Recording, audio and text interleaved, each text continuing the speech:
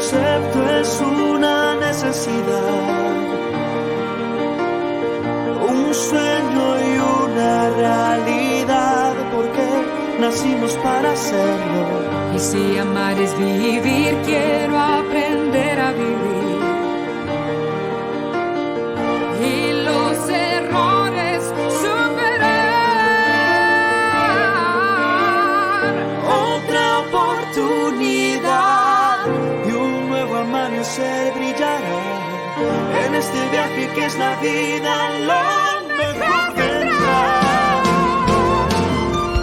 No existe algo tan grande como la fuerza del amor que siempre me guía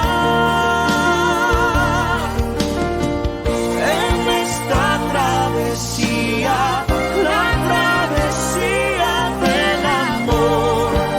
Su fuerza conmigo está.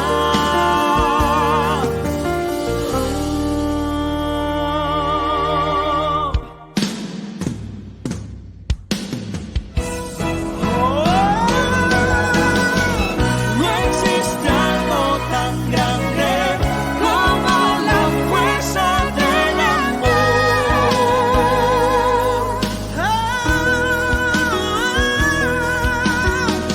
En esta travesía, la travesía del amor. Caminemos juntas. No existe algo tan grande como la fuerza del amor que siempre me guía en esta travesía, la travesía del amor. Su fuerza conmigo está.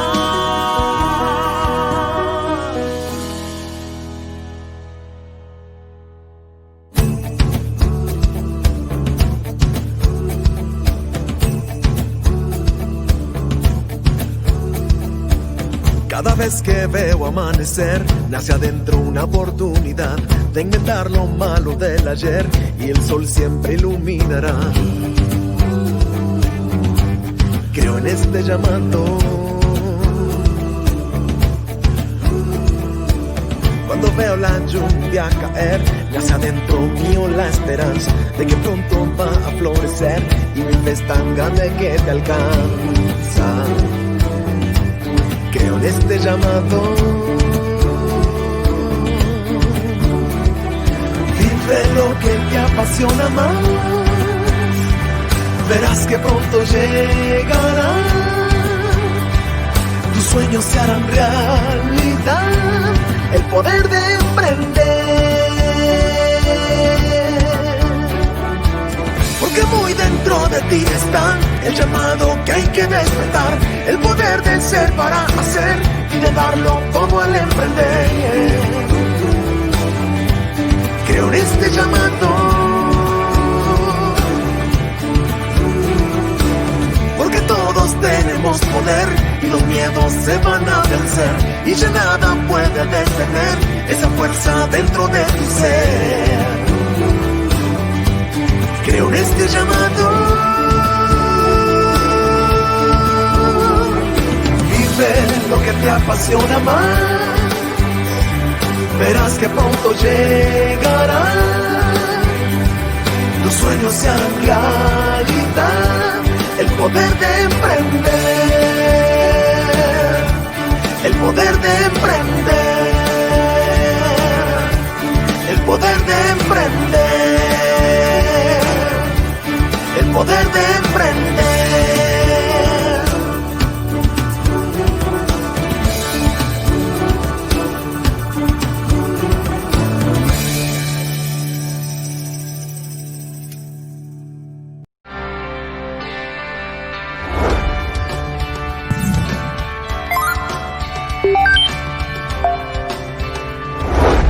Porque muy dentro de ti está el llamado que hay que despertar. En esta serie de videos aprenderemos antes de emprender o aprenderemos si ya estás emprendiendo. Creo en este llamado.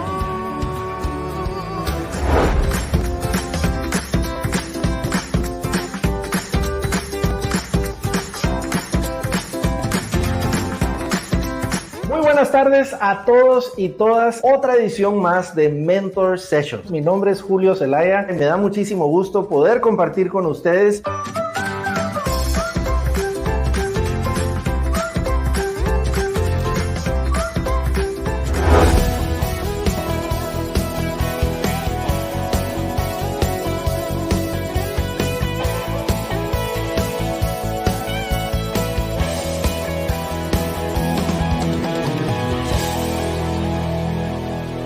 Es viernes y mi alma lo sabe. Sigamos creyendo que lo mejor está por venir.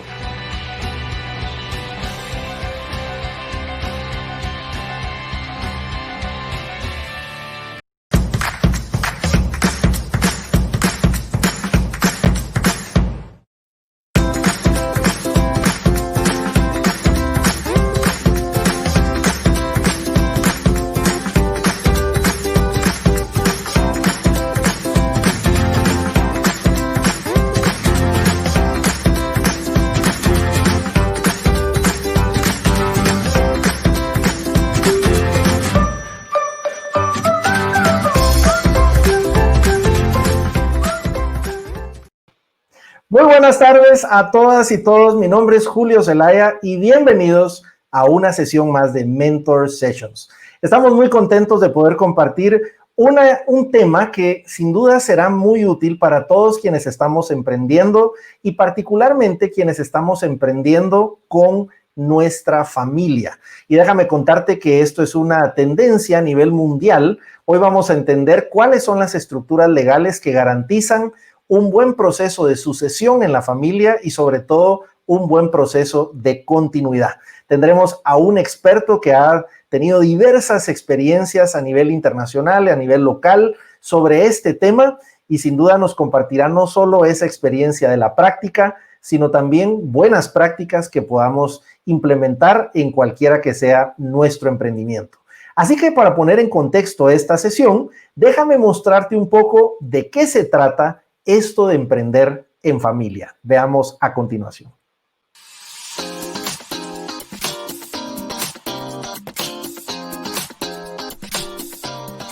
Dicen que la familia y los negocios no deben mezclarse, pero nuestro impulso natural es iniciar negocios con las personas en quienes confiamos, nuestra familia. En Latinoamérica sí que nos tomamos esto muy en serio.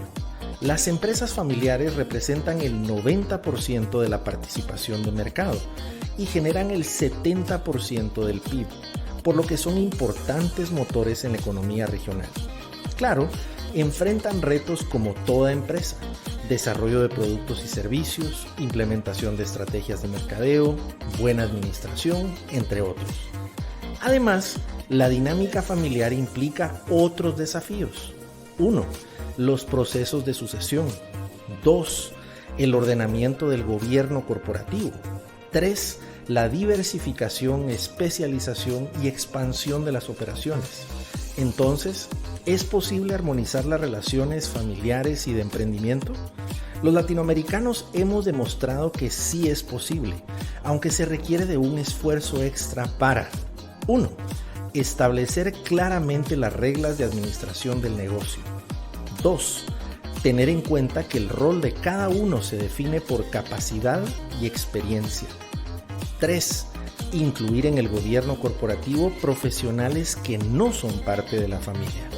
Con la dosis correcta de objetividad y pasión por un propósito compartido, los abuelos, padres, madres, hermanos, tíos, sobrinos y nietos pueden decir: somos familiarmente socios.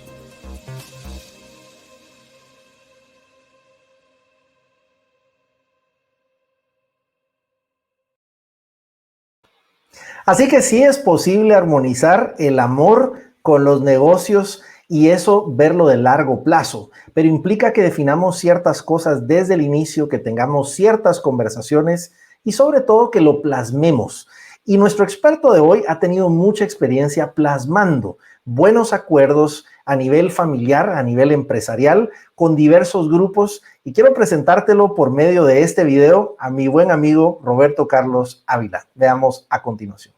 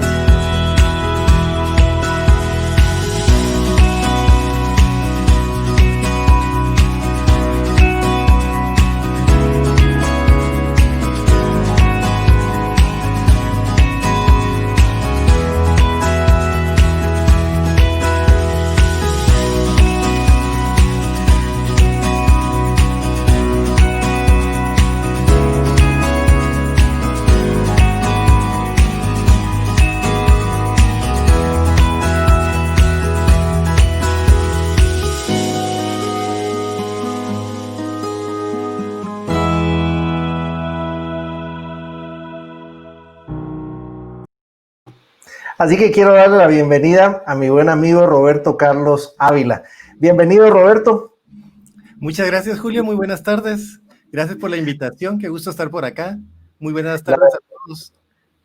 la verdad que el privilegio es todo nuestro. Sé que tienes muy buena experiencia, formación, pero además eres de esos abogados que da gusto conversar, que eres alguien que sabe ver todo lo holístico del tema, así que sin duda será una sesión extraordinaria. Así que entiendo que tú nos has preparado un marco de referencia para ponernos de acuerdo. Si te parece, podemos empezar por allí para que podamos presentarlo y luego tendremos una conversación con nuestra audiencia basado en esas buenas prácticas que tú has destilado en esa presentación que nos vas a hacer.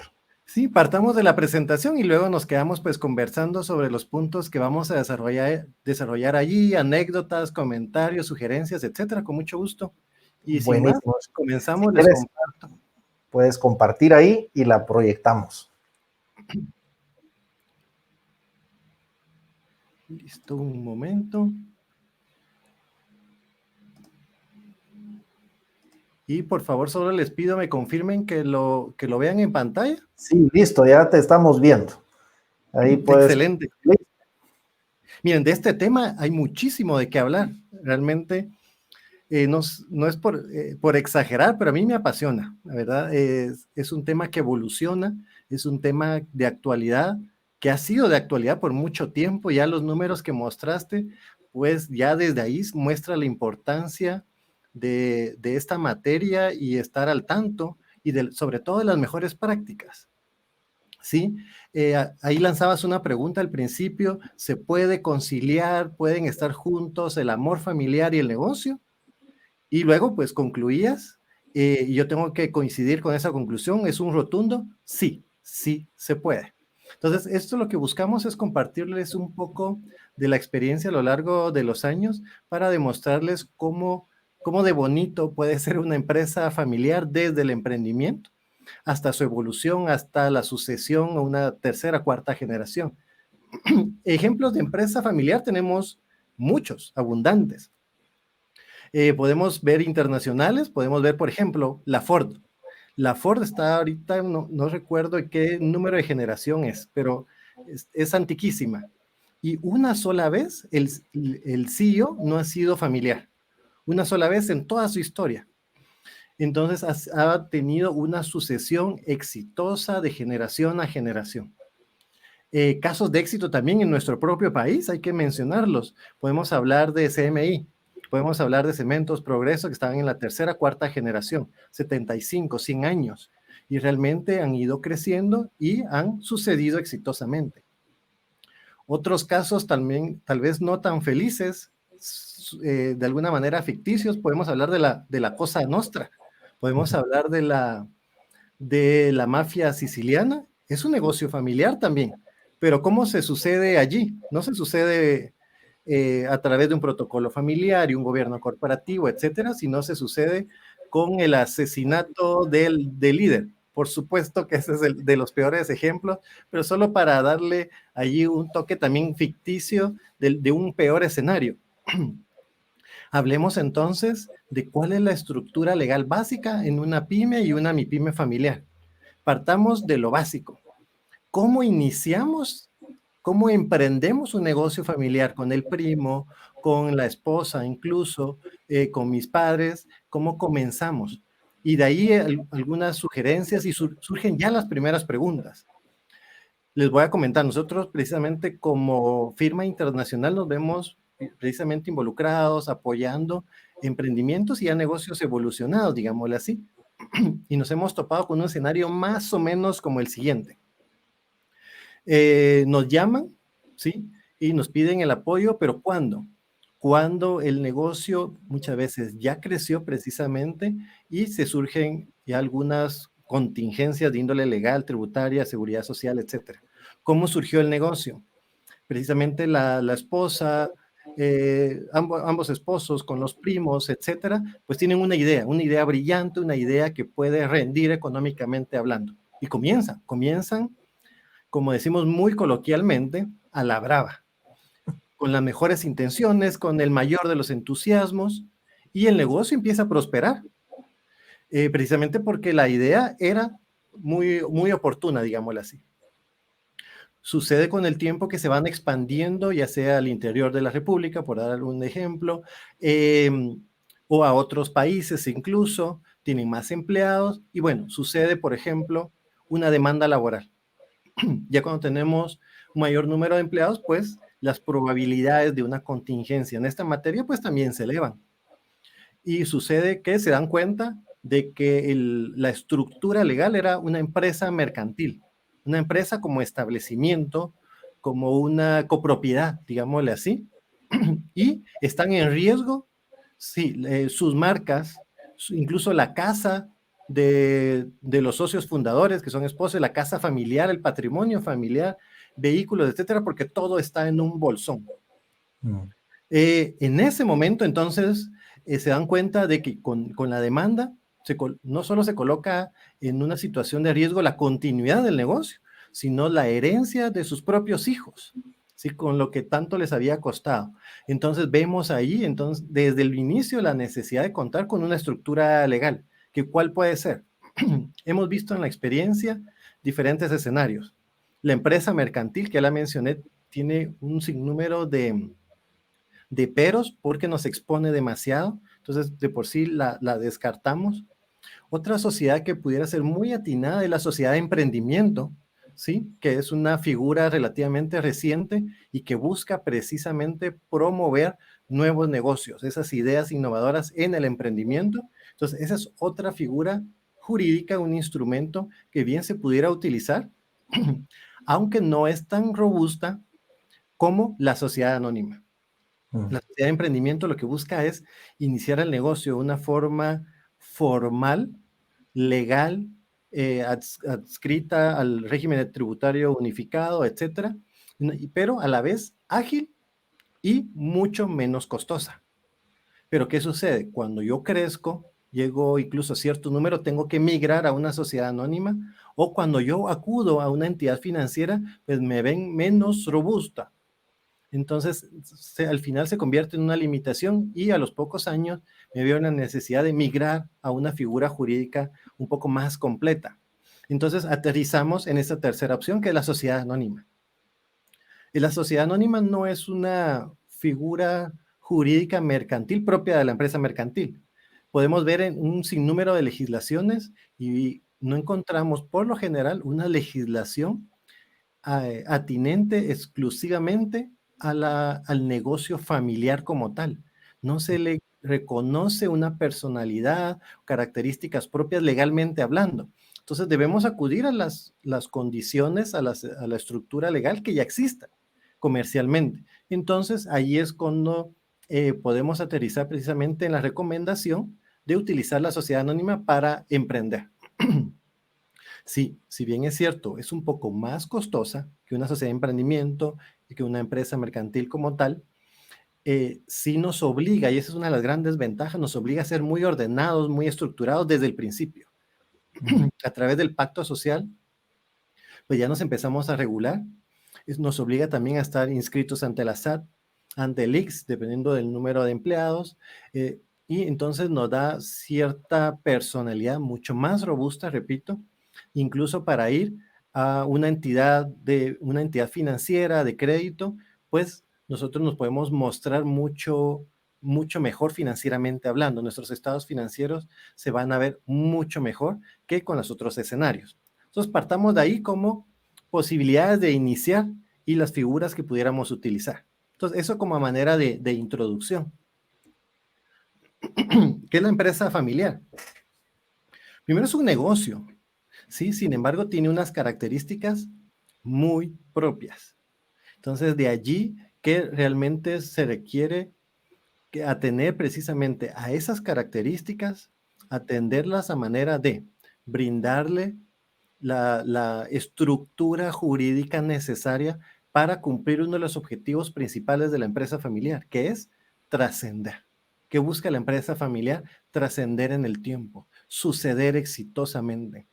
Lo que busca es, no, por lo general, un socio fundador no crea este negocio familiar con el mero ánimo de hacerse rico, obtener cierta ganancia para él y nada más, En su mente, por lo general, encontramos esa visión de, bueno, es un legado para mis hijos, para los hijos de mis hijos. Yo quiero que trascienda y que cierta visión, cierta misión, visión y valores, pues vaya trascendiendo de generación en generación. Entonces, sí, si bien es cierto, es un negocio como muchos, realmente tiene unas características que le son muy, muy particulares, y eso es lo que tenemos que atender precisamente para garantizar su éxito y trascendencia. ¿Qué es la empresa familiar en general? Aquella cuyo patrimonio y gobierno está ejercido por los miembros de una o varias familias, y su objetivo estratégico comprende la continuidad de la empresa a manos de la siguiente generación familiar. O sea, el elemento de sucesión es característico, lo define como negocio. Aquí listamos algunos retos que reconocieron las empresas familiares que enfrentaron a raíz de la pandemia de la cual estamos inmersos aún el día de hoy. Aún en esta etapa de reactivación económica, creo que todos estos retos siguen siendo válidos. Los traemos a colación precisamente porque vemos que si bien todos hemos sufrido directo e indirectamente los efectos de la pandemia, la empresa familiar se ha visto enfrentada de una forma también especial. Entonces, ¿cómo? Pues han necesitado liderar con balance emocional y estratégico, capacitarse en uso de nuevas tecnologías y herramientas, generar ideas para hacer emprendimiento, revisar analíticamente el tema patrimonial, generar redes y acciones de ayuda social, desarrollar estructuras y fórmulas de gobierno de la empresa familiar, mejorar los conflictos familiares y avanzar en la transferencia de mando, que es a lo que se refiere precisamente la sucesión. El gobierno corporativo no es propio de las empresas familiares. Gobierno corporativo entendemos o contamos con ella en todas las sociedades mercantiles en general, incluso en las asociaciones, fundaciones, etc. Es parte de la gestión adecuada de esos negocios o actividades. Sin embargo, vamos a ver cómo el gobierno corporativo en la empresa familiar sí representa ciertos retos que se van representados a su vez en las mejores prácticas con órganos muy específicos, con funciones, atribuciones, etcétera, que les son muy propios. ¿Qué es el gobierno corporativo en general? Son estructuras, procesos para la dirección y control de las compañías en general, y que se ocupa de relaciones. ¿Las relaciones entre qué? La alta gerencia con la junta directiva, con los accionistas mayoritarios, con los accionistas minoritarios, etcétera. ¿Qué busca el gobierno corporativo? Pues contribuir al desarrollo económico sostenible. Eso es lo que busca, en términos muy, muy generales. Ya habíamos mencionado que uno de los propósitos principales del gobierno corporativo es comunicar los valores, la misión y la visión. Precisamente porque es como el ADN de la empresa familiar.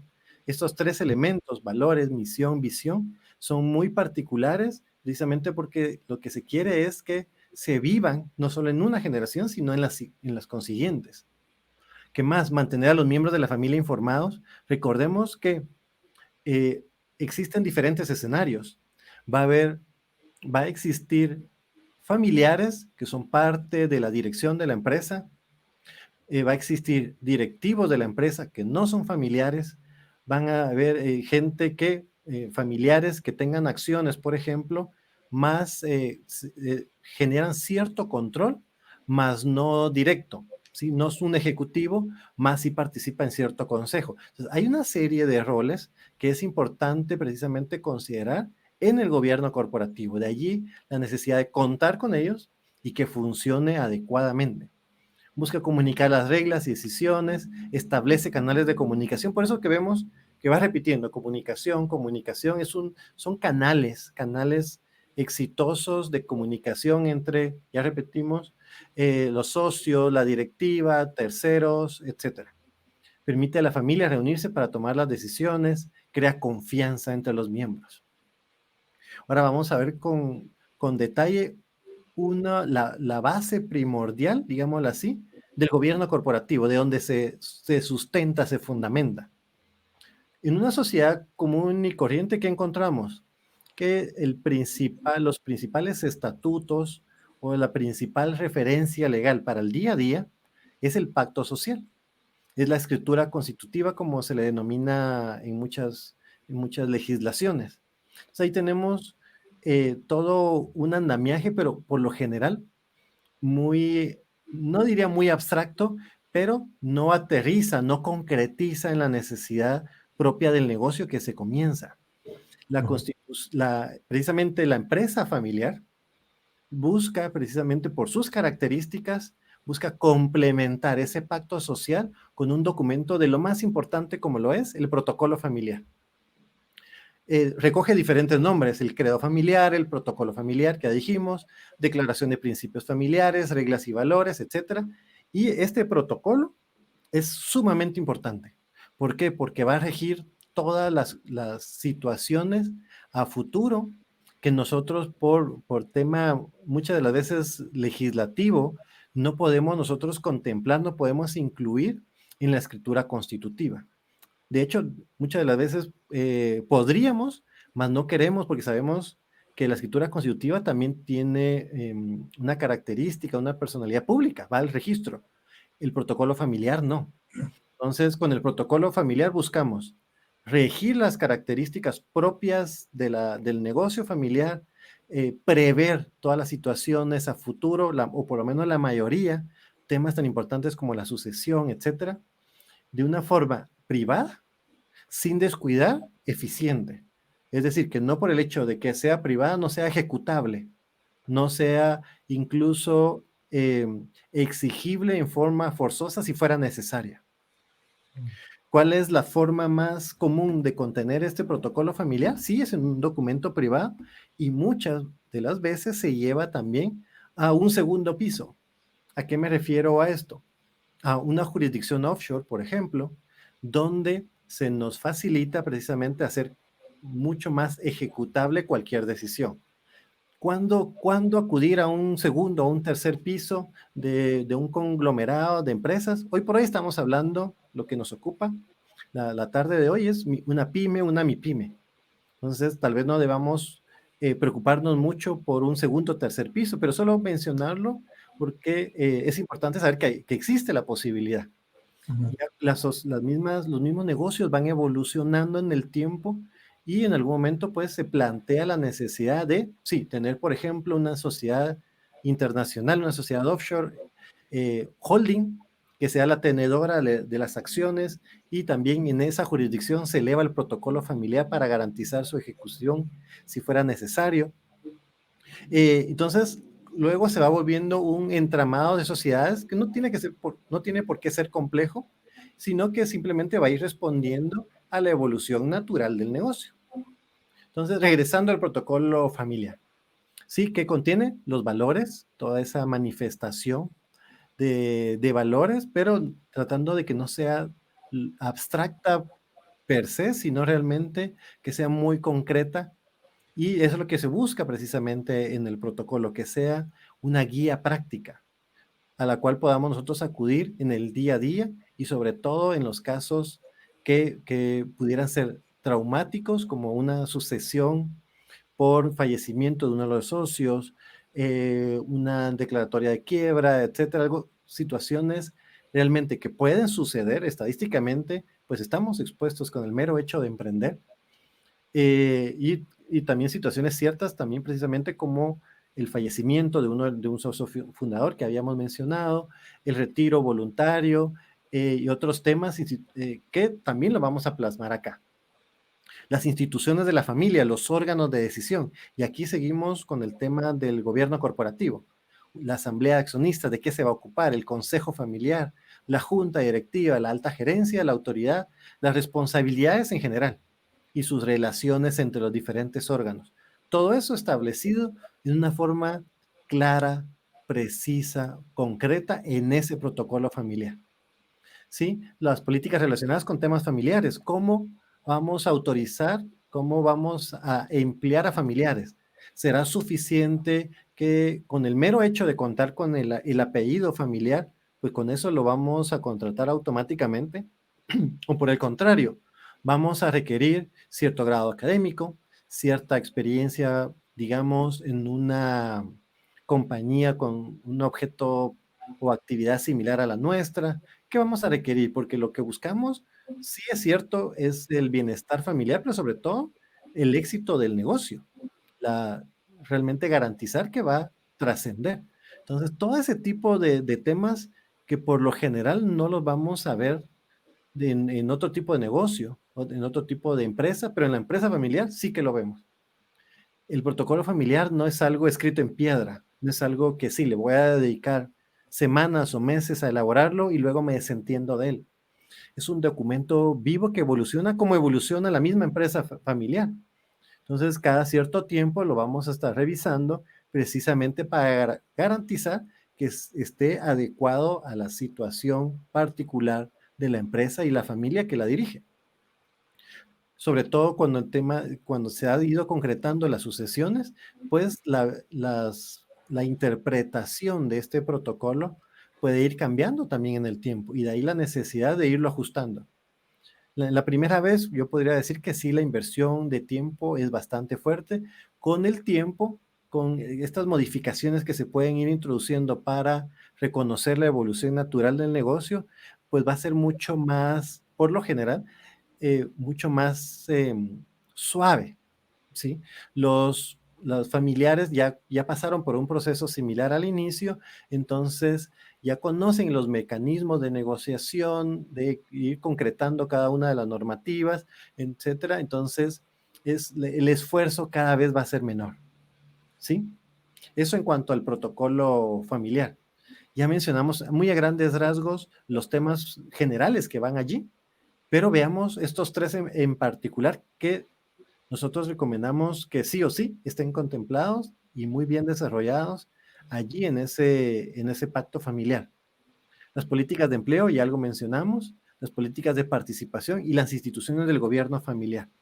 Por eso es que es la médula de la empresa familiar, precisamente porque contempla estos temas tan de singular importancia.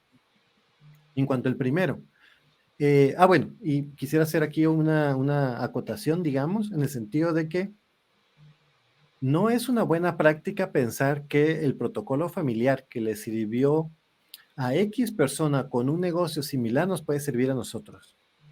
Sí, el protocolo familiar es un traje a la medida, ¿sí? Pensemos en un smoking, pensemos en un vestido de fiesta hecho precisamente a la medida. Entonces requiere una dedicación, requiere conocer muy a lo interior cada negocio familiar en lo particular. Entonces nosotros de hecho partimos de conocer el negocio y hasta entonces, ya cuando realmente tenemos un diagnóstico general de la empresa, entonces ya comenzamos con elaborar ese tipo de documentos. Sí son importantes, pero no podemos por eso urgirnos en contar con ellos sin que se cumpla con ese requisito tan importante como lo es, que sea hecho a la medida. De lo contrario, nos puede representar más que un traje holgado, elegante, hecho para nosotros, pudiera constituirse lo opuesto, una camisa de fuerza, ¿sí? Que nos limita en nuestra actividad, que nos limita en la sucesión, ¿sí? Que más que agilizar, ser una ventaja competitiva, etcétera, pues nos viene a entorpecer. Entonces, políticas de empleo, mencionábamos, varía en atención a cada empresa, imponen niveles de educación, experiencia, edad mínima, algo ya hemos mencionado también, se centra en las reglas y condiciones que permiten atraer y motivar al talento. ¿Qué buscamos en la empresa familiar? Obtener el mejor talento posible en el mercado. Si es familiar, excelente, pero si no, que se permita que el protocolo familiar pues fije las reglas claras para que para que todo familiar que quiera participar sepa que debe desarrollar el mejor talento, debe contar con él o mejor abstenerse de tan siquiera intentarlo. Y en caso de que se atraiga a un talento no familiar, pues que no haya resquemor en la familia precisamente porque todos están en sintonía de que ya el protocolo familiar fijó esos lineamientos. Políticas de participación, en la participación accionaria, ¿qué sucede con los mecanismos de ventas de acciones? ¿Quién tiene derecho preferente en el momento en que alguien decide apartarse de la sociedad o se ve en la necesidad de ser excluido? Entonces, hay Hay mecanismos como el drag along, el tag along, que precisamente atrae o no masas accionarias en caso de una venta. Entonces, lo vamos a incluir en el protocolo, sí, no, en qué condiciones, cómo se van a evaluar los títulos, acciones en caso de venta, qué fórmula financiera vamos a utilizar o qué firma de auditoría o de consultoría los va a evaluar y con base en qué.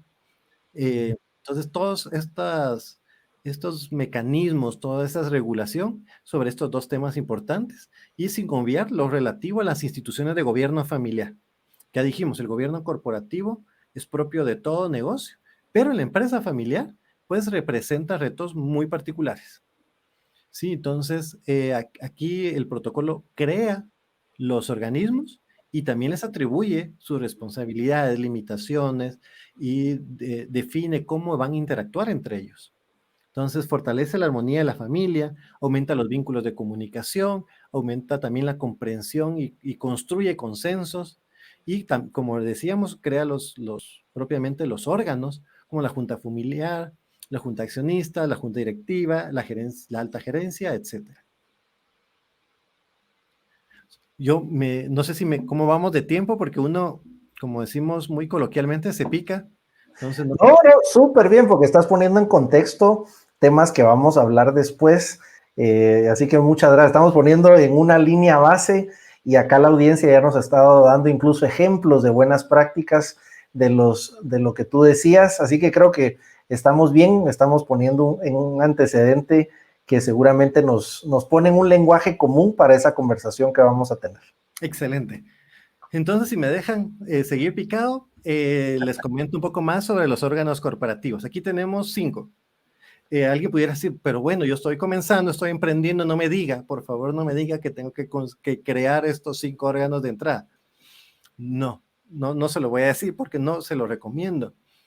Como repito, todos estos temas y de ahí la necesidad también de una asesoría especializada, sí, pero personalizada también, precisamente para definir qué órganos, con los cuáles órganos comenzar y con cuáles órganos podemos ir, vamos a ir migrando a estos, evolucionando a estos, sumándolos.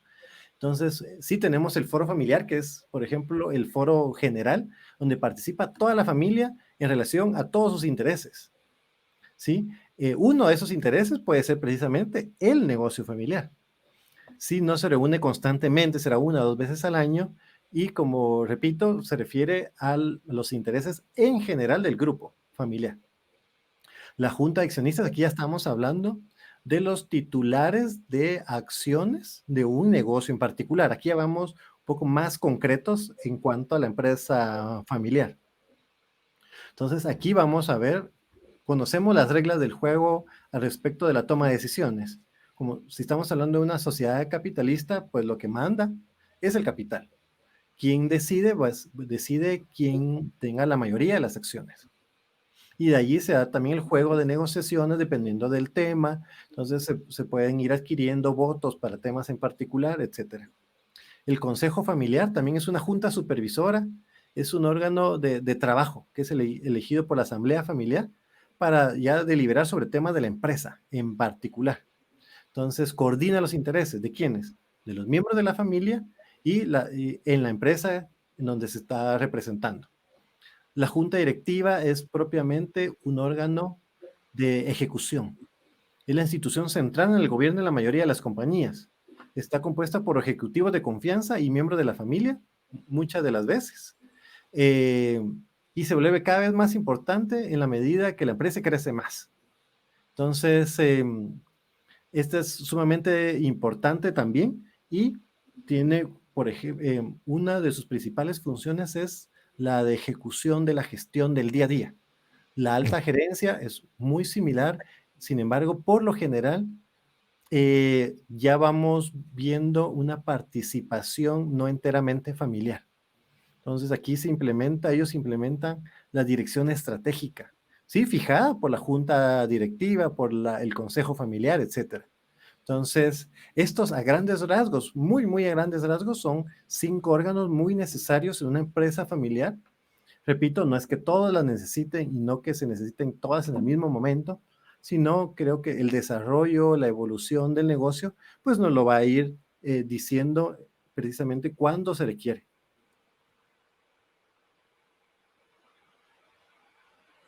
Miren algunos otros números interesantes adicionales a los que ya nos presentó Julio al inicio, y hablando ya propiamente de la sucesión. 7 de cada 10 empresas no sobreviven al cambio de la primera a segunda generación. O sea, el porcentaje es altísimo. Alguien pudiera considerarlo como disuasivo o que me desincentiva precisamente a tan siquiera iniciar, pero de hecho eso pudiera ser un aliciente, ¿sí? Un reto precisamente para hacer las cosas bien desde el principio, a no esperar al caso que les mencionaba antes, que precisamente ya cuando tengo una demanda laboral, cuando tenemos una audiencia por ajustes de la SAT, cuando sufrimos la fiscalización de seguridad social. No, hasta entonces no, buscar entonces una estructura legal adecuada. Que estos números nos incentiven precisamente a, repito, a hacer bien las cosas desde el principio. 1 de cada 5 empresas no pasa a la segunda a la tercera generación. Sí, los filtros se van dando cada vez en forma más dramática. ¿Y todo por qué? Falta de una estructura profesional, los roles no están claramente definidos, el gobierno no se cuenta con él o no está bien definido. ¿Qué es la sucesión? Ya habíamos mencionado precisamente que uno de los elementos característicos de la empresa familiar es ese ánimo, digámosle así, de trascender, de ir más allá de una generación. Entonces, precisamente por las características propias de la empresa familiar, pues tenemos que hacer eco a estas y determinar cómo garantizar en una forma concreta, ejecutable, precisamente que suceda la sucesión. Pareciera un juego de palabras, pero eso es lo que buscamos, que suceda la sucesión. ¿Qué es la sucesión en general? El mismo nombre lo indica, es un proceso dinámico durante el cual los roles y tareas del predecesor y el sucesor evolucionan independientemente. ¿Cómo lo van a hacer? Puede ser en paralelo, pueden participar una generación junto con la otra, puede haber una entrega de estafeta directa y totalmente. Hay muchas formas de hacerlo.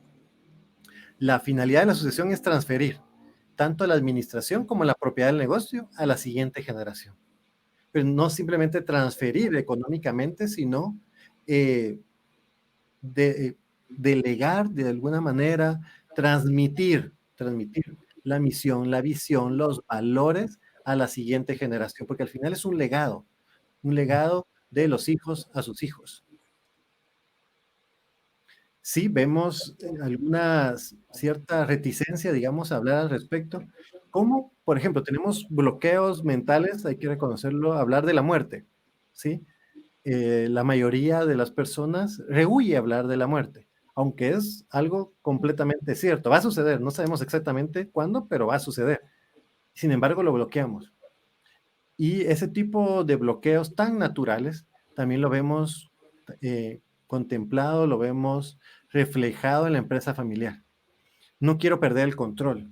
O sea, yo quiero suceder, pero no quiero perder el control del todo. No quiero hablar de un plan de sucesión porque no quiero pensar que voy a morir, no quiero pensar que voy a faltar. No quiero hablar tampoco de un plan de sucesión porque para mi retiro voluntario falta muchísimo. Sí, estoy sano, etc. ¿no? Entonces, no hay necesidad todavía de hablar al respecto. Todos esos tipos de retos son importantes que primero los reconozcamos, como muchos de los problemas, antes de que encuentren una solución. Primero los identificamos, los reconocemos y entonces buscamos la solución. Sí, es cierto. No me gusta hablar de la muerte, no quiero pensar que algún día voy a faltar, ya sea por enfermedad, fallecimiento o retiro anticipado, pero debo de pensarlo, no por mí. Tengo que romper esos paradigmas, ¿sí? Y lo tengo que pensar. ¿Por qué? Por el bien de mi familia propiamente, por el bien del negocio. Y entonces, cuando yo haya hecho este ejercicio mental y enfrentemos esos retos tal cual, uno por uno, entonces ya nos sentamos y asegurarnos de no solo pensar al respecto, sino resolver anticipadamente. Aquí la previsión es de singular importancia, de vital importancia, porque es una cuestión de vida o muerte.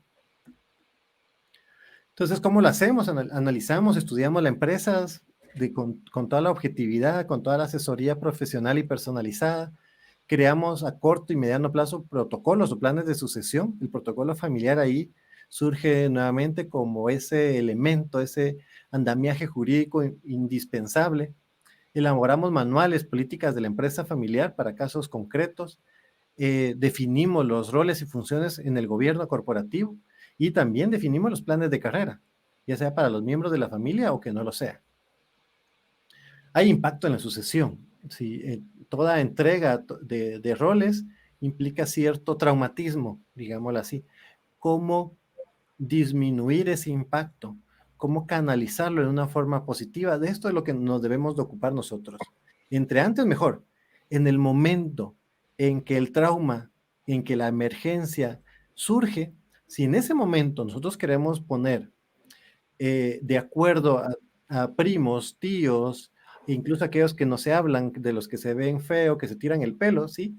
Y en ese momento de emergencia, y vamos a intentar ponerlos de acuerdo, podemos casi asegurar que no va a suceder. Entonces, toda esta planificación se hace en forma de previsión, ¿sí?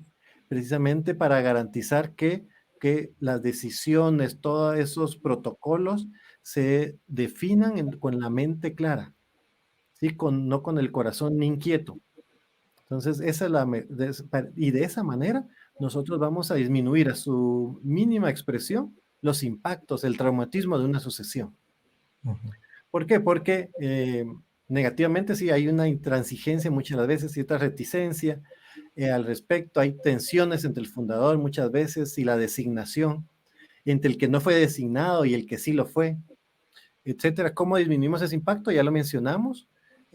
Buscar no repercutir en la empresa con reglas claras, la planificación estratégica, lo que hemos venido hablando, reuniones y comunicación constante, normas claras de sucesión y las políticas de empresa, un buen gobierno corporativo. Sí, en general, ya habíamos mencionado qué es el protocolo, ya dijimos más o menos qué contiene. Es un acuerdo firmado por los familiares socios de una misma empresa, con el fin de regular la organización y gestión de esta, además de las relaciones económicas y profesionales entre la familia, la propiedad y la empresa. Repetimos, sí, está la escritura constitutiva que contiene las reglas muy básicas, de hecho casi que genéricas. Vamos nosotros al registro mercantil o comparamos una escritura constitutiva y todas son muy similares. O sea, nosotros los notarios, pues como que la educación que recibimos es muy, muy similar al respecto. No buscamos no correr riesgos en cuanto al registro de ese pacto social. Entonces, realmente es muy genérico y además precisamente porque reconocemos el carácter público de la misma. Entonces, aspectos prácticos muy personales los llevamos no al pacto social, no a la escritura constitutiva, sino al protocolo familiar. Allí es donde desarrollamos todos esos temas muy particulares.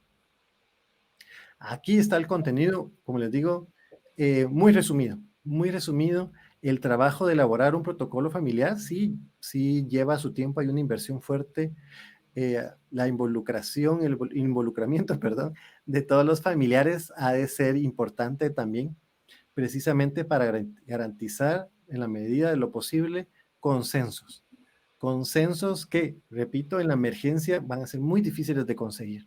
Entonces, ya obtenido los consensos, ya plasmados en un documento formal, que además de referencia también es ejecutable en caso de necesidad, entonces alcanzamos nuestros objetivos, que es la continuidad del negocio, una sucesión lo más pacífica posible, lo más exitosa, la continuidad del negocio, entre otros.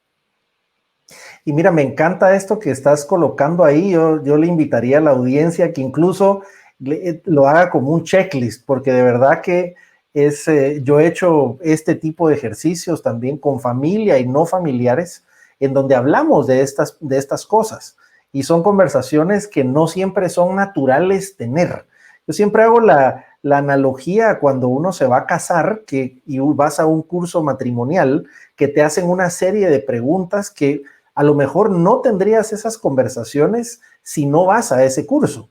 Lo mismo es este proceso. Es un protocolo de preguntas importantes. ¿Qué pasa si me muero? ¿Qué pasa si quiere participar un familiar político? ¿Qué pasa si quiero salirme de la empresa? ¿Cuál es el protocolo? Etcétera. Y creo que esta página que tenemos ahí es un checklist valiosísimo de los tópicos que deberíamos hablar y sobre todo poner por escrito. Sí, de hecho, mencionando la analogía con los cursos prematrimoniales, de hecho se habla de divorcio allí, ¿verdad? O sea, sobre la posibilidad de, sí, una ruptura, sí, tal vez no propiamente un divorcio, pero sí de una separación, de que cómo administrar el dinero, son temas que por lo general con la emoción del matrimonio, pues se dejan a un lado, y algo muy similar sucede con la empresa. ¿Por qué hablar de muerte? ¿Por qué hablar de que nos vamos a pelear, verdad? Si tanto que nos queremos y tan emocionados que estamos con el negocio, y además somos familia. Sin Y embargo, fíjate, Roberto, que hay dos ejemplos que yo vi en mi práctica profesional. Me llamó mucho la atención dos prácticas. Había una familia que tú te casabas con alguien de esa familia y automáticamente tenías que firmar algunos acuerdos de divorcio. El mismo día te casabas y tenías que firmar también un documento de los acuerdos. Y eso era parte del protocolo familiar. Tú ya, me imagino... Los Capuletos, ¿no? ¿Perdón? Los Montesco y los Capuletos Sí, con Romeo y Julieta, algo similar. casi, porque era, imagínate, desde el noviazgo tú tenías que hablar de, mira, si nos casamos, discúlpame, pero tienes que firmar ahí los acuerdos del divorcio a priori. Otra familia que, por ejemplo, normaba el tipo de vehículo que tú podías llegar a tener, incluso cuánto podías gastar en un vehículo por temas de seguridad. Y conversando con estas familias me decían, mira, es mejor hablarlo previamente y eso evita problemas posteriores.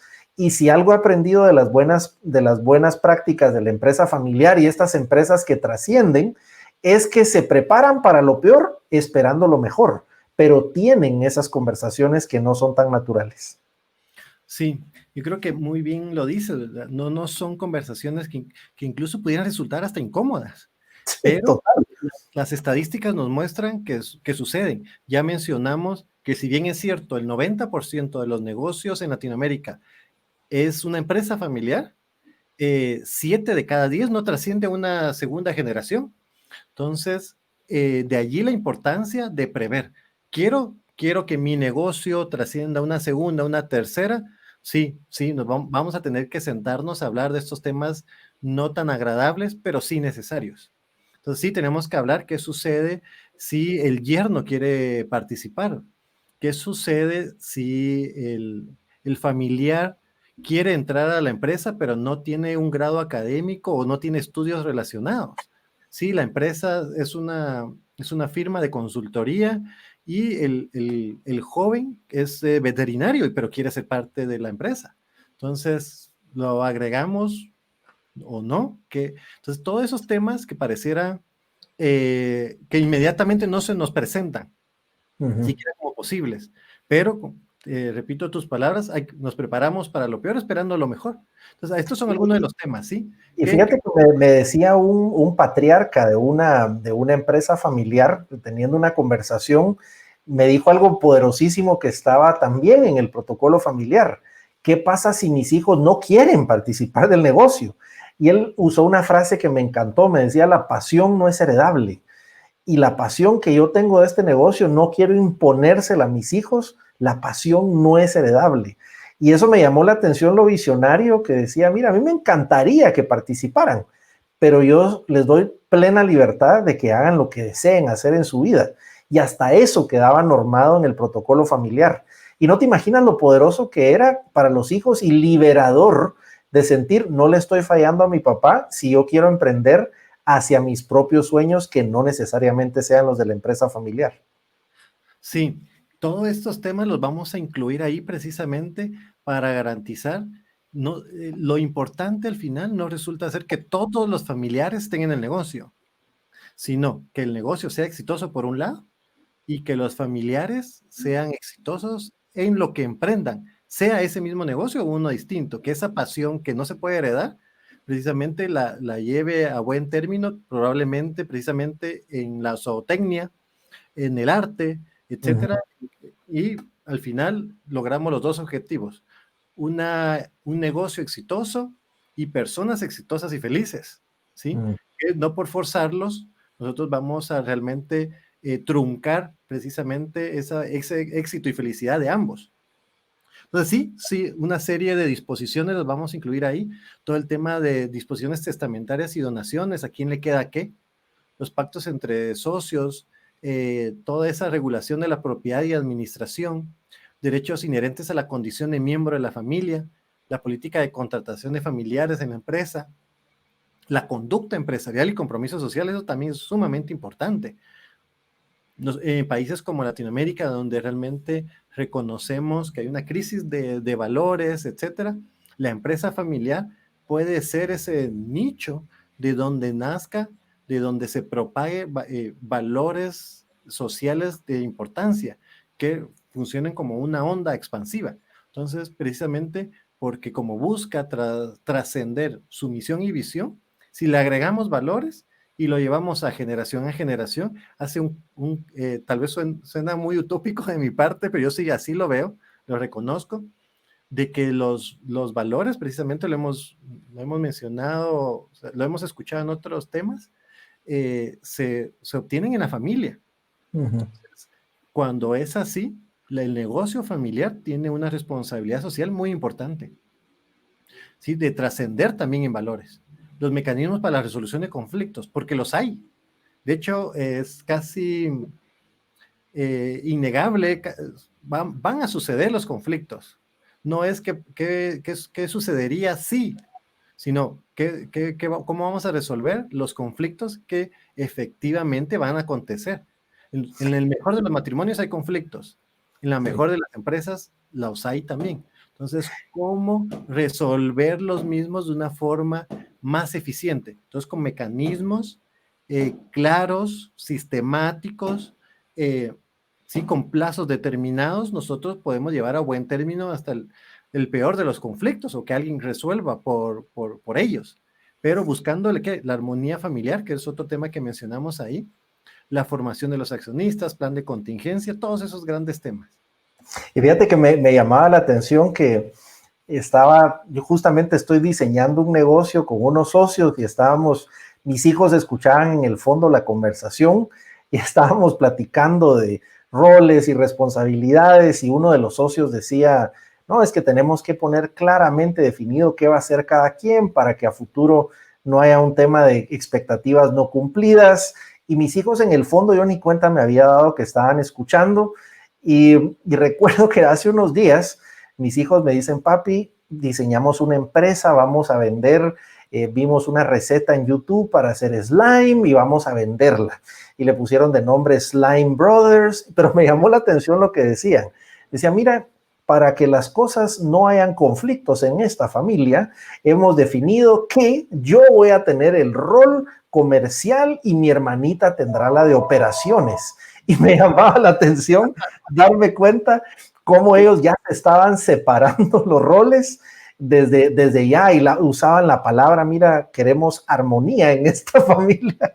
Y me llamaba la atención cómo los negocios también son motivo de, a mí me gusta decir como verlo como un juego, como nos vamos a divertir en el proceso, pero todo juego tiene reglas claras. Y en la medida en que tú tengas esas reglas claras, te disfrutas más de ese proceso de emprender, que es como si fuera un juego, mientras servimos a los demás y agregamos valor. Sí, totalmente de acuerdo. Al final la escuela es en casa, la escuela es la familia. Entonces, si le agregamos a esa diversión, reglas claras, los valores, etcétera, pues el éxito está más que garantizado. Vemos ahí algunas ventajas de contar o no con un protocolo de sucesión. Algunas ventajas es precisamente que se planea preventivamente. Hay una aceptación de los sucesores porque las reglas están fijadas. No hay conflictos o si los hay se resuelven. Hay una información clara y normas de juego establecidas, la estabilidad de la empresa sobre todo, una existencia y viabilizada de la empresa y un sucesor apropiado, porque fijamos precisamente las características que queremos, que consideramos son necesarias para esa transferencia. Algunas desventajas o algunos retos importantes que ya mencionamos, algunos, que hay resistencia al cambio, que es algo natural en la persona. Se corre el riesgo de acabar con la empresa si realmente no se cuenta con el protocolo. Las diferencias que pueden surgir en esas circunstancias pueden ser realmente graves. por decirlo de alguna manera. Que alguien quiera, que carezca de información clara a los miembros de la familia, que se busque retener el poder, que haya conflicto precisamente de poder, conflictos entre miembros en general, mal clima organizacional, eso puede afectar profundamente la empresa, no solo a nivel de los accionistas familiares, sino a nivel del clima organizacional e en general. Se puede seleccionar inadecuadamente el sucesor precisamente por la urgencia, por el motivo de que no teníamos un sistema, reglas claras al respecto. Entonces, vamos a decidir como respuesta en una forma reactiva a la emergencia o al trauma que estamos viviendo y en un desempeño inadecuado. Entonces, eso solo como puros tips al respecto para hacer conciencia sobre la importancia de contar con un protocolo de sucesión. Por mi parte, y repito, eso es como a manera introductoria, porque este tema da, para muchas mentor sessions. Entonces, gracias por su atención y platiquemos al respecto. Aquí me tienen. No, y te agradezco mucho por este contexto que creo que nos pone con mucha claridad de cuáles son los elementos a considerar.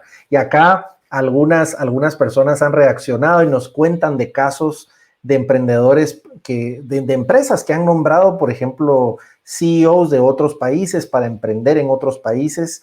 Y creo que lo que hablamos es cómo crear una cultura meritocrática también dentro de la familia. Cómo ponemos esas reglas de juego básicas. Ahora, quisiera hacerte la pregunta. Yo sé que tú trabajas con muchas familias, pero empecemos con el escenario quizá de los que más escucho yo en mi práctica profesional. Y es el siguiente: mira, ¿para qué quieres hacer eso cuando a mí me ha ido bien? Recuerdo, por ejemplo, un caso de una segunda generación. El padre había mandado a su hijo a estudiar a Harvard, un MBA, regresa del MBA y le dice, muy bien, ahora te toca limpiar la entrada de la oficina. Y él decía, papá, pero si vengo de un MBA de Harvard, sí, pero tenés que pagar el precio. ¿Qué hacemos cuando en principio los fundadores no ven ese tema de colocar a la persona correcta en el lugar adecuado? ¿Qué pasa cuando los fundadores no creen en estos temas de la empresa más contemporánea y de poner las cosas por escrito? ¿Cómo hacemos para, en principio, tener esa necesidad y que no venga como consecuencia de un conflicto? Porque en muchos casos, tú lo describías, ha sido mi caso también, la gente nos busca cuando hay un conflicto. Dice, mira, tenemos este problema fiscal o nos estamos matando con mis hijos, ¿qué hacemos? Y no sé si me puedes ayudar a moderar esta situación. ¿Qué le dirías a esas organizaciones para que lo vean como una buena práctica y sea algo voluntario y no como algo que tenga que hacer en un momento de crisis? Gracias, Julio. Mira, creo que es de singular importancia reconocer el valor de la previsión, en general, en la vida, digámoslo así. Los negocios no son la excepción. Entonces alguien pudiera decir, como mencionabas, mira, ¿y por qué vas a hacer un protocolo familiar y por qué te vas a complicar la vida, como se dice, con un gobierno corporativo más robusto si a mí me fue bien así? Entonces yo le respondería, mira, qué bien que te haya ido así, o sea, me alegro, honestamente, pero sos la excepción, eres la excepción, no la regla. La regla es que en la medida en que nosotros contamos con un protocolo familiar y un gobierno corporativo sólido, desarrollado en condiciones no de emergencia, sino de previsión, ¿sí? Se elevan las probabilidades de una trascendencia del negocio. No lo dice Roberto Carlos, lo dicen las estadísticas. En la medida en que nosotros somos más robustos en nuestra estructura legal, así en la misma proporción se elevan las probabilidades de que realmente el negocio trascienda. Entonces, en general, esa sería mi respuesta.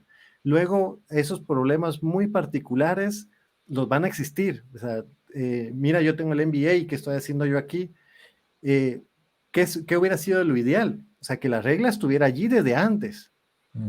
¿Sí? No que al regresar, él buscando su escritorio con vista a la ciudad y que si encuentra una silla a la par de la conserjería, por decirlo, hacerlo muy dramático.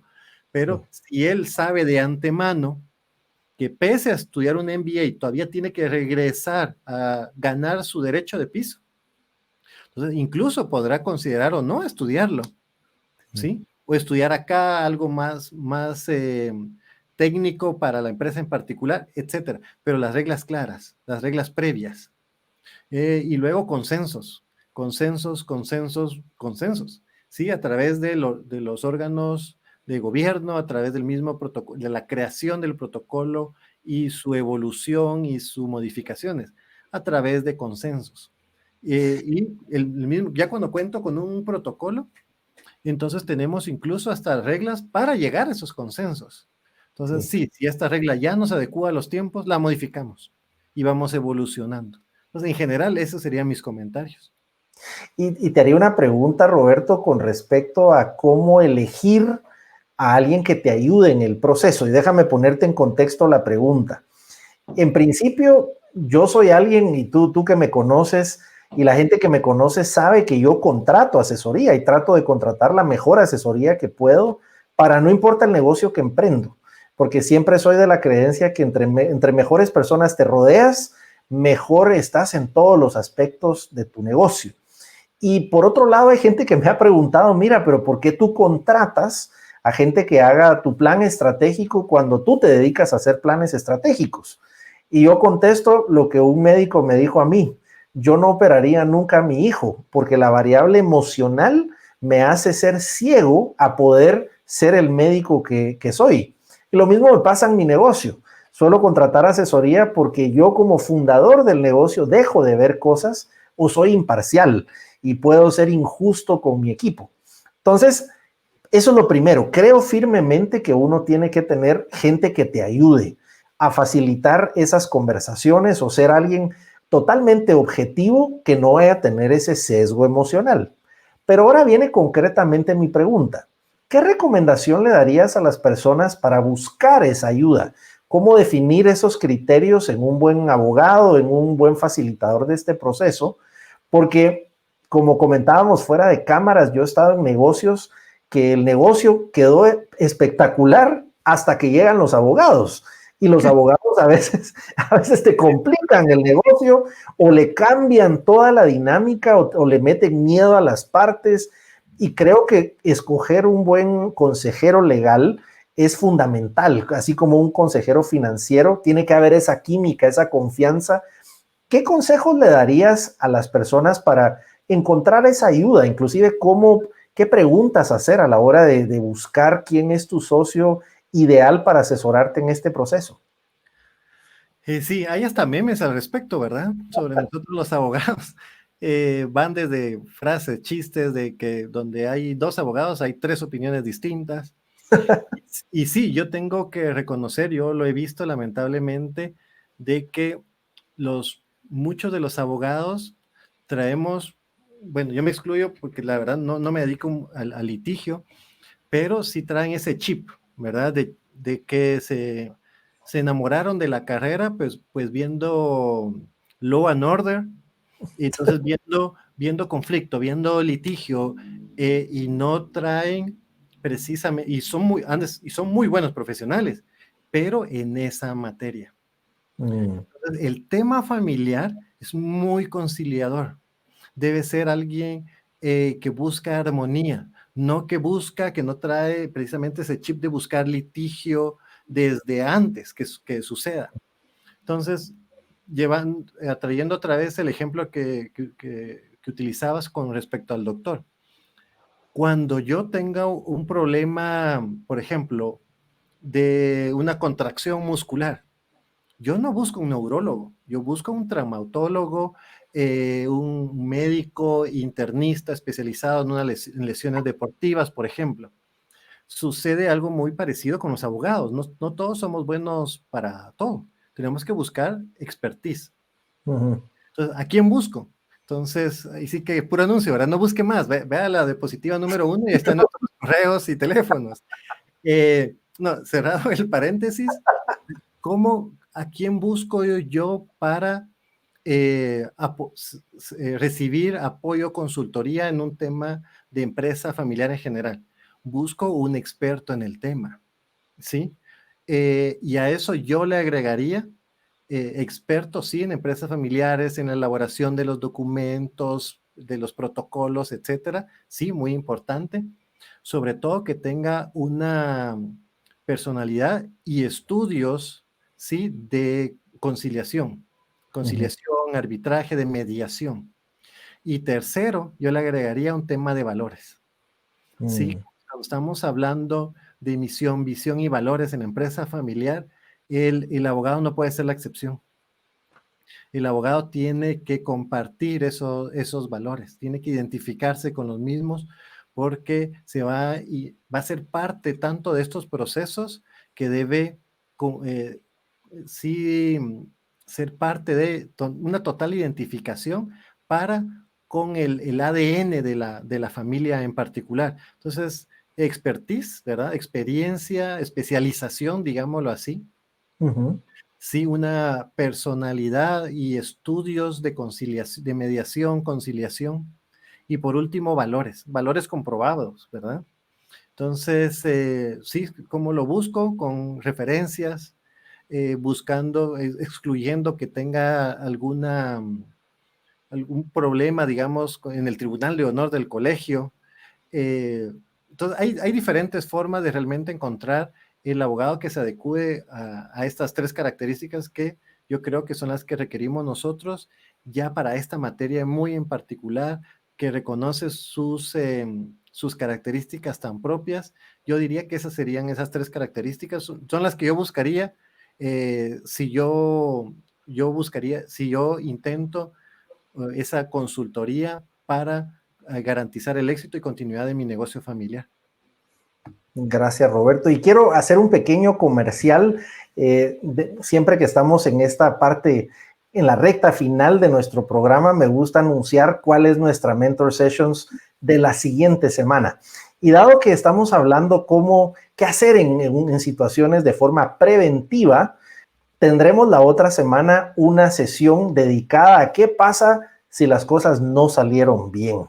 Y déjame contarte que tendremos la presencia de una experta en temas de comunicación. Ella es Andrea Monzón, la directora general de Atrevia para Centroamérica, con un tema interesantísimo. ¿Cuáles son los elementos clave de comunicación en momentos de una crisis? ¿Qué pasa si existe una crisis? ¿Qué hacemos para comunicar? ¿Cuáles son los protocolos? Tendremos una conversación fascinante en este mismo espacio el otro miércoles, 6 p.m. hora de Guatemala, y será muy interesante conversar con Andrea Monzón, que tiene mucha experiencia en el tema. Excelente. Así que, mi querido, sí, excelente profesional y que también le ha tocado de todo tipo de experiencias, y por eso me gusta traer personas de las que podamos aprender y sobre todo aprender antes que nos pasen múltiples cosas. Creemos en estar parados en los hombros de gigantes. Así que, Roberto, te quisiera hacer algunas preguntas finales para ir redondeando esta conversación. ¿Qué le recomendarías a las personas para empezar? Este es un tema muy amplio que, como tú bien decías, hay etapas, dependiendo también el momento en el que estoy con mi familia. ¿Qué cosas yo debería tener en mi checklist? ¿Cómo lo ordenarías? ¿Cómo voy priorizando las cosas que debería tener mi empresa familiar? Ok. En primer término, creo que la recomendación es dejarse asesorar por expertos. ¿Sí? Más que ya dijimos más o menos qué características deberían tener estos. Entonces, reconocer con humildad que no lo podemos saber todo, por más entusiasmo y una idea genial que tengamos. Entonces, hay que dejar a expertos esa parte, la asesoría legal, financiera y de sucesión exitosa.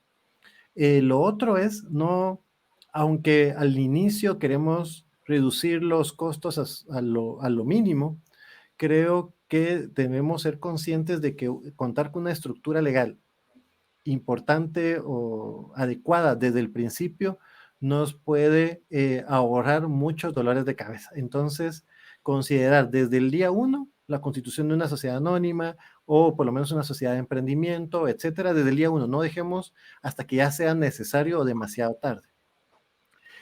Pues básicamente eso yo diría. Luego tenemos, sí, inmediatamente al contar con la estructura legal básica, sí, elaborar el protocolo familiar y desarrollar un gobierno corporativo eficiente. muy a grandes rasgos, esos 4 temas a mí me resultan muy adecuados. La experiencia muestra que eso ayuda de gran manera a que el negocio sea exitoso y trascienda. Y fíjate que me hiciste recordar de algo. Yo digo, trate de tener buenos asesores desde el inicio. Y usualmente la gente me dice, mira, pero estoy empezando, no tengo dinero. Pero yo no te imaginas lo caro que me ha salido tener malos asesores, me ha salido carísimo. Recuerdo en una ocasión alguien me asesoró mal en un tema de propiedad intelectual, registré mal mi primer libro, al punto que mi primer libro es un secreto, ¿no? Tenemos es un secreto de Estado. Creo que, bueno, Claudia, que está en mi equipo, creo que es quien se recordará de ese caso, pero registramos mal la propiedad intelectual y fue un enorme problema. Lo escribí con alguien más, pero fue por una mala asesoría, por algo que no consideramos. Y como bien me enseñó mi papá, no hay que hacer cosas buenas que parezcan malas. Y a veces hacemos cosas por desconocimiento que tienen un impacto importantísimo. Y por supuesto, perdí más dinero que lo que me habría costado tener un buen abogado que me asesorara en el inicio. Lo mismo puedo decir en lo fiscal. O recuerdo en una ocasión un abogado que estábamos empezando un negocio y lo primero que preguntó, ¿dónde van a tener clientes? Y empezó así la primera cosa que nos preguntó y nos empezó a decir, no, háganla en España porque en España hay un convenio de doble tributación, háganla en Panamá esta parte, pero es increíble, tal cual decía mi papá, no es importante saberlo solo, pero sí tener el teléfono del que lo sabe y eso nos ahorra muchos pasos. Ahora, ¿cuáles crees que han sido los obstáculos que has encontrado más común en tu trabajo de empresas familiares? Ya que supongamos que ya te compraron la idea de, muy bien, hay que formalizarla, hay que hacer esto. ¿Cuáles son los obstáculos más frecuentes? Los más frecuentes es esa como reticencia a lo nuevo, ¿verdad? Esos paradigmas, digamos, de no querer hablar de ciertos temas, sobre todo el no reconocer la importancia de contar con, repito, el gobierno corporativo, el protocolo familiar, etcétera. Entonces, hasta que realmente todos estamos convencidos, todos pues reconocemos la importancia de invertirle tiempo, buscar consensos, etcétera, entonces ya el tema va fluyendo naturalmente. De lo contrario, sí, por lo general encontramos cierta resistencia al principio, así como ocupémonos de las ventas, ocupémonos del mercadeo. Esto no urge ahorita. Entonces se le delega un papel secundario. Entonces esa postergación creo que es uno de los problemas más comunes, precisamente porque no se le reconoce el valor que amerita el invertir el tiempo en estos temas. Y fíjate que me llama la atención, recuerdo una conversación igual con un fundador de una empresa que le decía, mira, ya tienes un testamento. Me decía, no, yo no quiero conversar eso porque eso es como, a lo mejor y me muero. Y yo le digo, mira, pero te vas a morir, mejor morirte con las cosas claras.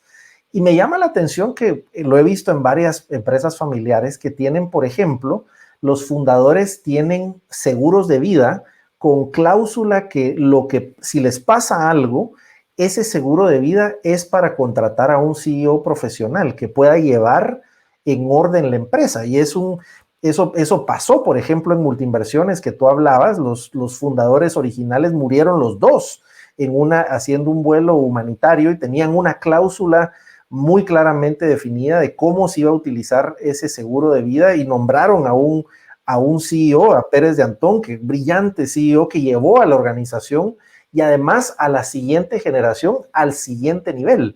Pero es esas prácticas que son visionarias de prepararnos para el peor escenario esperando lo mejor. Ahora, cuéntame cuáles serían las 5 cosas que deberíamos conversar cuando tenemos esa conversación con nuestra familia. ¿Cuáles son al menos 5 que tú dices que no se te olvide hablar de estas 5 cosas? ¡Wow! ¡Qué nervios! Sí. No, pero las que se te ocurran, porque estoy seguro que no son ni 5, son muchísimas, pero sí, algunas que tú dices, sí, ten esta conversación de estas cosas que te van a ahorrar mucho tiempo. Sí, de hecho, antes de responder eso, me gustaría llamar la atención sobre otro tema importante que hemos visto en la práctica. Cada vez precisamente se acude a la aseguranza. Ujú. Se contrata un seguro de socios, precisamente en caso de que este faltara, o incluso ni siquiera solo de socios, sino de ejecutivos claves. Ujú. Entonces, ¿esto qué nos brinda? En el caso de la emergencia, supongamos que no es un retiro, sino un fallecimiento, contamos con la liquidez para comprar las acciones en forma inmediata Mm. e incluso para indemnizar a la familia si así se hubiera pactado en el protocolo familiar. ¿Qué sucede muchas de las veces cuando hemos previsto esto? Nosotros desinvertir en un momento determinado, en una emergencia de este calibre, puede resultar completamente gravoso, oneroso. Sí, Ujú. ver de dónde sacar esa liquidez suficiente para grabar las acciones. Acudir al sistema bancario en esas circunstancias pudiera llevar demasiado tiempo. Entonces, combinar una estructura legal sólida con un gobierno corporativo muy bien desarrollado, con un protocolo familiar adecuado a las circunstancias en particular y evolucionado, más una aseguranza. En verdad que realmente robustecemos el negocio familiar para, no quiero ser tan repetitivo, pero parece que me veo obligado pero para garantizar el éxito del negocio y la continuidad del mismo, la trascendencia, creo que lo tenemos muy, muy alta probabilidad de que así suceda. Entonces, hemos visto que esta combinación que acabo de mencionar es sumamente eficiente. Eh, solo, solo cierro paréntesis porque trajiste a colación precisamente lo del seguro y cada vez lo vemos más y Y, resulta y- muy, muy adecuado. y me llama la atención lo del seguro, ahora en lo que tú continúas con esos puntos. Es increíble, yo siempre hablo con emprendedores que los emprendedores tenemos un superpoder del sobreoptimismo. Y me llama la atención que hay, cuando le pregunto a la gente, mira, los emprendedores son arriesgados, sí o no. Y la gente me dice, sí, los emprendedores son arriesgados. Y yo digo, bueno, el empírico, el emprendedor profesional calcula los riesgos y se prepara para ellos. Pero fíjate el tema de los seguros. En principio todos nos vamos a morir. ¿Cuántos tenemos un seguro de vida? Pregunta que yo me haría. ¿Tenemos certeza que nos vamos a morir? ¿Qué tanto tenemos un seguro de vida y tenemos las cosas? ¿A qué va a ir? Yo tuve que nombrar, incluso poner eso por escrito. ¿Qué pasaría si falto? ¿Y qué pasa con mis hijos? Y el tema de su educación. Pero el tema, imagínate, de salud. Me decía una aseguradora que de acuerdo a los pronósticos, el 50% de la población mundial va a padecer de una enfermedad crónica como el cáncer, 50%. O tiene o va a padecer. Y sin embargo, la minoría de personas tienen un seguro de gastos mayores.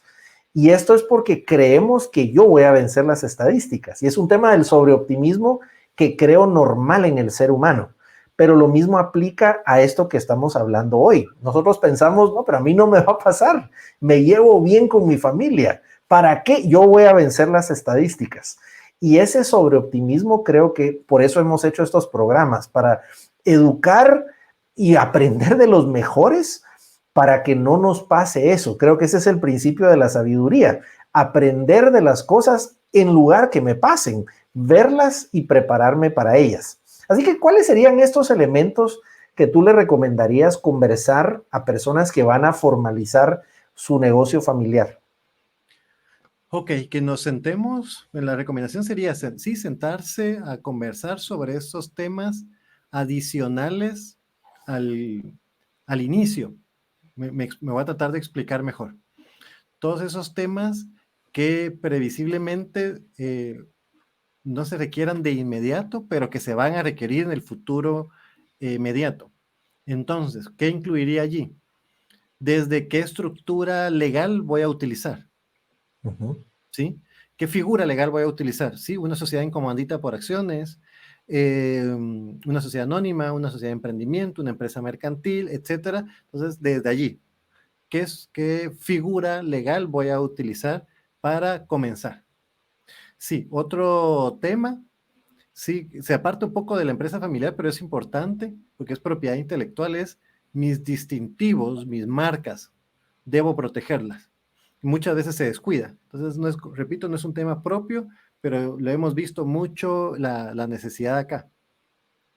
La parte tributaria, ¿qué régimen voy a adquirir? Impuestos sobre la renta sobre todo. Sí, me voy sobre la renta bruta, sobre utilidades, etcétera. Entonces, ¿qué me conviene? Entonces, desde ya incluso proyecto mis resultados para ver en qué régimen yo puedo sufrir, digamos, la menor carga tributaria. Ujú. ¿Qué más? Luego, temas propiamente de sucesión. ¿Qué sucede si fallezco? ¿Qué sucede si me enfermo gravemente, etcétera? ¿Qué más del tema de gobierno corporativo? ¿Con qué órganos vamos a contar y quiénes lo van a conformar, etcétera? Y luego el tema de los protocolos en general. ¿Cómo elaborarlos? ¿Cuándo elaborarlos? ¿Por quién asesorarnos? En general eso diría. Bueno, y haciendo un nuevo paréntesis sobre este tema, déjame contarte que nosotros tenemos un programa de emprendedores, recién lo iniciamos, reconociendo precisamente las características propias del mismo. Y de hecho, no solo es un tema de honorarios reducidos, va mucho más allá de eso. Entonces buscamos, sí, que haya un ahorro para el emprendedor reconociendo que está comenzando precisamente y que toda ayuda económica pues es bien recibida. Entonces podemos llegar a acuerdos incluso para que los pagos sean diferidos. Aparte que son reducidos, podemos diferirlos e incluir ahí no solo asesoría legal, sino en materia tributaria, en materia financiera, contable, etcétera. Entonces solo valga el comentario. Entonces eso podría ser una recomendación, sondear en el mercado qué programas hay como el tuyo o el nuestro que apoyen el emprendimiento, ¿sí? Aprovechar esos programas de la mejor manera posible. Excelente. Pues te quiero hacer la última pregunta de este programa, que es, siempre la hacemos, y es la pregunta del tweet, que decimos, si tú le fueras a dejar a una persona un consejo que pudieras escribir como un Twitter, ¿cuál sería tu mejor consejo con respecto a este tema que hemos hablado? Pero en lo que lo piensas, vuelvo a colocar acá nuestro tema de la siguiente semana, que tendremos una sesión de lujo, elementos clave de comunicación de crisis. Nos acompañará Andrea Monzón, directora general de Atrevia para Centroamérica, y tendremos la conversación, ¿qué pasa si las cosas no salían como lo esperabas? Así que, mi querido Roberto Carlos, qué grata conversación, te agradezco. Cuéntame, ¿cuál sería ese tweet que tú escribirías de tu mejor consejo? Ok.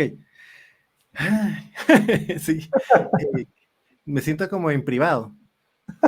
Sí, aquí te vamos a poner 3 sillas acá para esta música de fondo ahí. Algo así tétrica para hacerlo más emocionante. Creo que algo comentamos ya, tratemos de resumirlo, es al emprender una empresa familiar, asesorarse por expertos, crear una estructura legal básica y los protocolos que prevean todos esos casos de los cuales no queremos hablar. Creo que ya me pasé los 140 caracteres, pero básicamente eso. Excelente. Y creo que has enfatizado algo que hemos hablado a lo largo de estas sesiones, que es prepararnos para lo peor esperando lo mejor. Creo que estamos en un momento de cambios y estos momentos de cambio exigen que hagamos las cosas de la mejor manera. El presidente de IBM en algún momento dijo, si tú quieres tener una gran empresa, hazla desde el inicio como si fuera a llegar a ser grande. Y creo que de eso se trata todo lo que hemos hablado, compartir las mejores prácticas de los mejores que hemos encontrado en el mundo para que nos digan qué hacer para aprender antes de emprender. Así que, mi querido Roberto Carlos, te agradezco muchísimo por haberte sumado a esta conversación con nuestra comunidad. Te agradezco por la generosidad de compartir con nosotros, y a toda nuestra audiencia le damos las gracias también por pertenecer a esta comunidad, por estar siempre aprendiendo y que sobre todo tengamos mejores empresas, mejores emprendimientos que impactan en cada uno de nuestros países. Que Dios les bendiga y seguimos creyendo que lo mejor está por venir. Feliz noche, nos vemos pronto. Muchísimas gracias a todos quienes sumaron en esta conversación. Nos vemos hasta el próximo miércoles. Muy feliz noche. Muchas